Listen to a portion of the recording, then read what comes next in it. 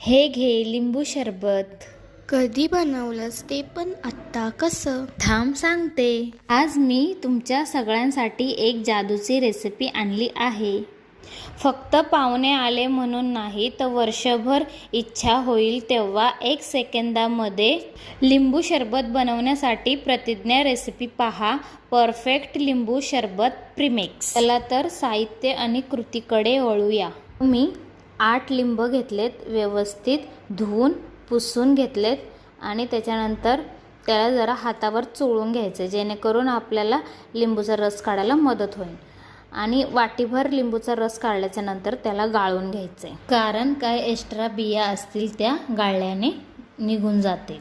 त्याच्यानंतर आपल्याला 1 वाटी रस घेतला आहे लिंबाचा, तर 3 वाटी साखर घालायचं आहे. मी इथं 4 वाटी साखर घातले, कारण की लिंब आंबट होते. तुम्हाला गोड आवडत असेल किंवा नसेल तर तुम्ही कमी जास्त करू शकता. साखर घालून झाल्याच्या नंतर त्याला चमच्याने फक्त हलवून घ्यायचं. साखर आपल्याला विरघळायची नाही आहे, फक्त हलवून घ्यायचं आहे. साखर मिक्स केल्याच्या नंतर 2 ताटामध्ये लेहर लावून घ्यायचे. 1 ताटामध्ये लेहर लावून घेतला तर सुकणार नाही, त्यामुळे 2 ताटात लेहर लावून घेतल्याच्या नंतर 3 ते 4 दिवस सुकायला लागतात. हे घरातच सुकवायला ठेवायचं फॅन खाली, उन्हात ठेवायचं नाही. लक्षात ठेवा, हे घरातच सुकवायचं फॅन खाली.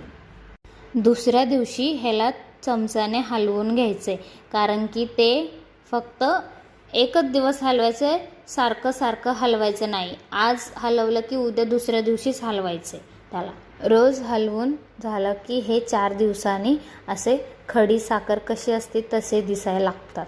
पूर्णपणे सुकल्याच्या नंतर आपल्याला मिक्सरमधून वाटून घ्यायचे आणि वाटताना ह्याच्यात मी टाकलं आहे सेंदव मीठ. तुम्हाला हवं असेल तर तुम्ही साधं मीठ पण टाकू शकता. छानसे आपल्याला बारीक अशी पावडर करून घ्यायची आहे. घेतले 1 चमचा प्रीमिक्स, त्याच्यानंतर 2-3 पुदिन्याची पाने.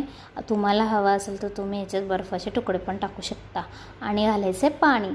त्याच्यानंतर व्यवस्थित चमच्याने हलवून घ्यायचे. आपलं लिंबू सरबत प्यायला तयार आहे. तर तुम्हाला माझी रेसिपी आवडली असेल तर लाईक, शेअर, सबस्क्राईब करा.